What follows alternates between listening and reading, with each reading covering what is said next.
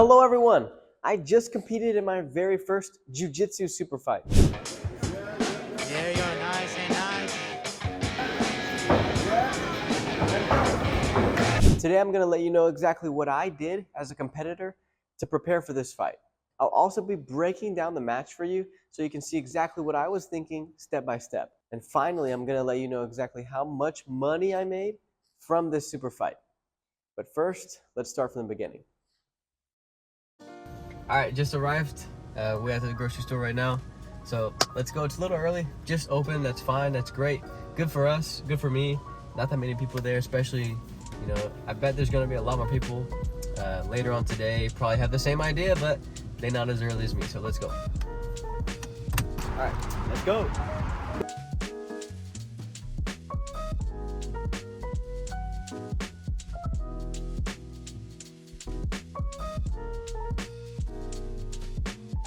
We're gonna start by hitting the grocery store because no amount of working out can make up for a poor diet.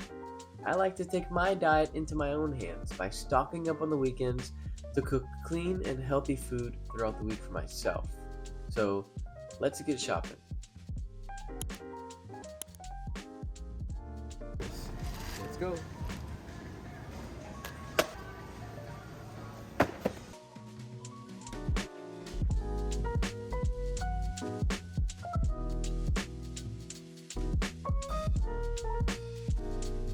I'm gonna work out with my brother later.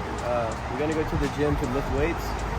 Then afterwards, I'm gonna do some NoGi with some of my teammates at the gym. We're gonna train. I'm gonna get ready. Today's the first day of my camp for my fight, January 21st in Houston. So I have 20 days to get ready, train NoGi, and prepare for this. So let's go and get ready, and you guys can follow along. Let's go. All right, everyone, we're gonna work out now. It's gonna be the first workout of 2023. After this, we're gonna train NoGi. We're gonna do some positional rounds. We're gonna get ready for my super fight, January 21st. But before then, let's lift. All right, so it turns out they're closed. Bruh. But that's fine. We have a monkey bars to work out on. We're gonna do like some calisthenics workout. They have a sled too in the outside. So let's do it. All right, so let's see what we're working with. We got some tires here. Oh yes, the rig. Beautiful rowers. Nice little setup going here. We're gonna make do with what we got. It's New Year's, and we're not gonna not work out.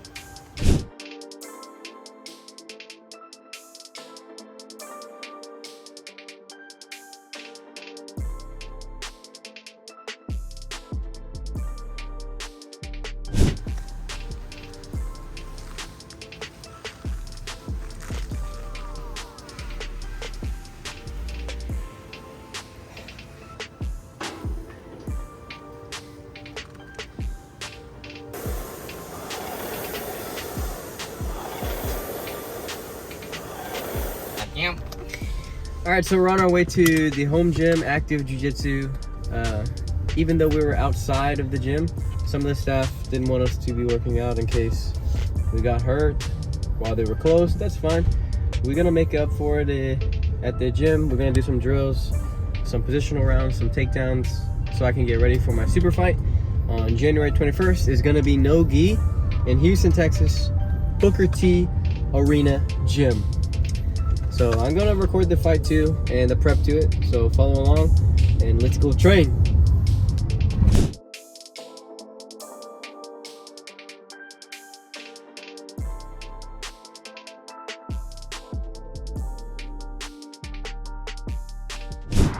All right, so we're at HQ. If you guys don't know, this is my professor, Luis Eduardo Rosa Denchinha. One day I'm gonna have an interview with him and to kind of show you guys my professor, who he is, where he's from, and his lineage, GF team. Let's go.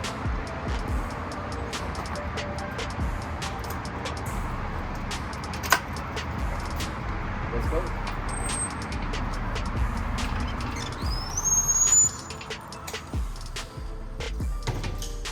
All right, so we're here at the gym.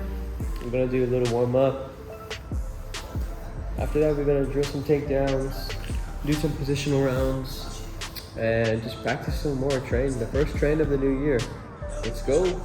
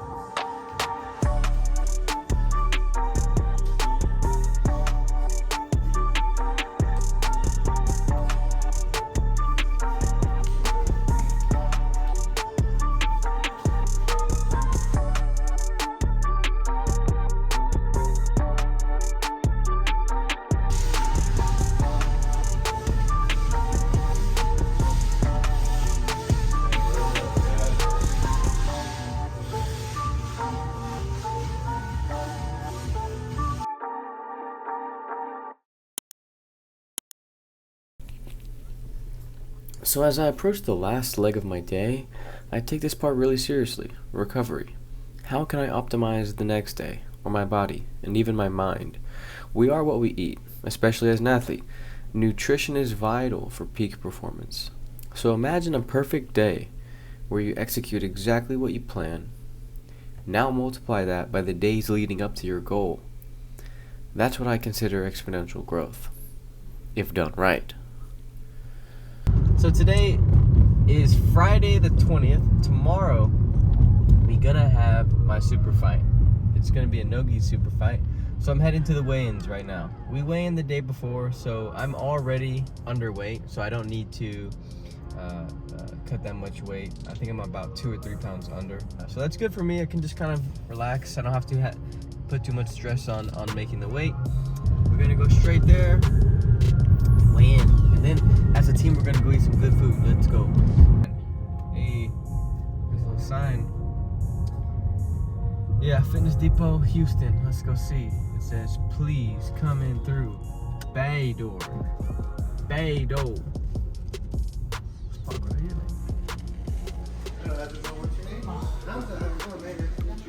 So, if you want, I can check if you want to weigh in now, and then you can get little questions that I've had. Reaping the leg is not the same as, for say, 411, right? Refuel, where it's when I'm here, and I start twisting my target over, right? My leg cannot go inside from here to look at the leg position, right? That leg is not floating. And go force to restart the position, take the foot out, you can't allow that reaping. That's reaping, right? But if I, let's say,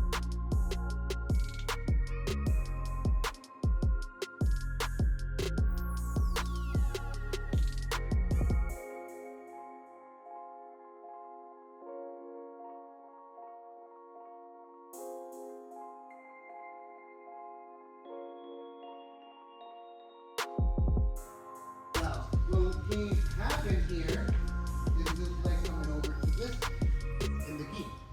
Now we'll be forced to stop the match because of the again. Does that make sense? That and correct? And if I am in 411 and my partner starts standing up, then we're gonna have to stop the match. good position. When you start forward, he stands up, stop the match, you get the foot on. You're standing, or the leg, you're on the ground, the leg is caught, it's simply going there. Is there any questions on that? Alright, the judging criteria. I know some of you guys have. Does that make sense?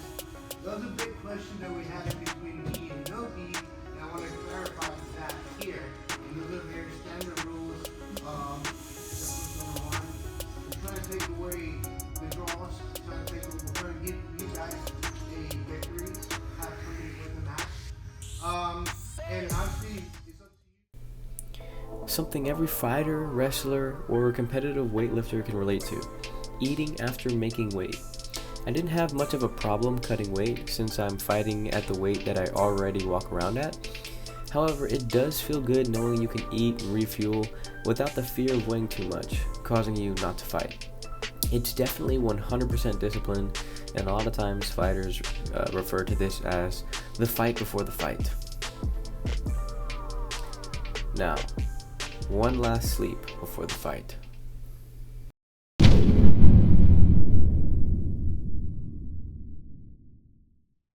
This blue belt stands in at 5 feet 7 inches tall, weighing in at 145 pounds, representing active Jiu-Jitsu and fighting out of Houston, Texas.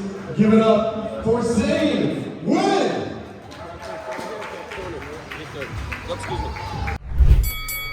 And we are off. So I start the fight. I'm gonna pull guard here. Now initially I'm trying to enter his legs. So what he's going to do now is going to drop his base and come down for a body lock attempt. This was actually a mistake on my part. The mistake I made was allowing my opponent to grab a tight waist. However, I was able to repommel my hands, and now as you can see, I have closed the guard, eliminating the body lock threat. So I tried for an upa sweep around the head just to get his hands to post on the floor. My opponent did a great job keeping his base and balance, so now he's going to stand up here, which is fine with me. I'm going to have to play an open guard now. Now I'm in a seated position, trying to enter his legs again or get the closed guard. So now we're hand fighting. I'm trying to get a 2-on-1 grip here. What is eventually going to happen is I'm going to end up putting him into my De La Riva guard, and from there I'm going to work my next attack. So right now the guard is open. I have a De La Riva. What I'm going to try to do is off balance him by putting his hands on the floor. And now I'm going to come around on the other side with my left leg, and I'm going to start attacking an omoplata shoulder lock. Okay, so I'm triangling my legs around his shoulder, and now I'm going to reach across to the other side to control his free arm. So we're in kind of an interesting position here. It's like a crucifix omoplata. He does a really good job keeping his posture. So I'm going to try to roll back to consolidate a sweep here, but I wasn't able to. He recovered, so did I, and we're back in the closed guard. Building here, I'm going to keep on working to off balance him. Now I'm searching for an arm drag. From there I'm climbing my closed guard up. Now I'm attacking an arm lock right here. Oh, there it is. He pulls the arm out, easily nullifying the arm lock. So I catch his arm again, trying to bring him right back into the arm lock. From here, he escapes his elbow line and throws his leg over my body to start escaping the arm lock, and I'm going to eventually recover my guard once more after another failed submission attempt. So from the closed guard, I shoot a really strong upa sweep. From there, I tried to climb up to a triangle, but I didn't get high enough. So I ended up lowering down to a reverse Barada Plata grip. Usually my right hand should be grabbing my thigh, but it's my left. So I end up using my right hand to end up just sweeping him over. I try to get top position, but he was able to recover really well. So I stand back up, and we're back on the feet. So I pull guard again, and what I'm going to try to do is keep on attacking from bottom or get him into a bottom position. So I'm going to end up posting on his shoulder, so now I'll be on top position. I did like a little hip heist in order to allow him to off balance him. So now I'm going to start working my passing, which in actuality his guard doesn't hold up as strong as I expected it to, as I easily pass with various distractions like a guillotine grip around the head, like so. And from here he bellies down to defend the guillotine or Darce attempt, And now from there, I'm able to easily get a knee on belly position and start working my way through his half guard. So I start digging for underhooks, pummeling my legs around to the outside and getting to the J point where I can start working the guard pass. From here I step over, get a Kimura grip, and now I have a great opportunity to start attacking the back. Next I'm going to put my right hook in with my right foot, and I'm going to bring him all the way on top of me. Boom! Laying down on the floor so I can put my hooks in. So I'm here on the back, hunting for the submission here, trying to peel his hands away as I wrap my left arm around his neck. I should have been able to submit him here. My professor was trying to tell me to get his hands to post on the floor. That way I can hunt for the submission. So I readjust my hooks so I can start attacking the turtle a little bit better. So here we are in the last leg of the fight. I switch my attack here to an arm lock so hopefully I can get some movement.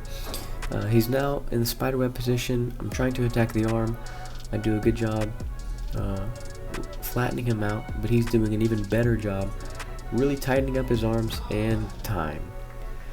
Wasn't able to get the submission. The fight's over. However, I did win by decision, and I'm confident about that because I wasn't in much danger throughout the entire fight, and I was constantly on the attack. I have a lot of holes in my game right now. Now let's start working on the finishing mechanics of each position I could have worked on. Shout out to my professor that was coaching me during the fight right here, Professor Dentino.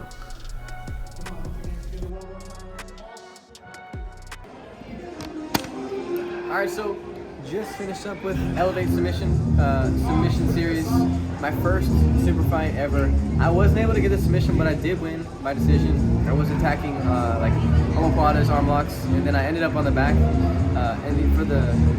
the end of the match, until the end of the match.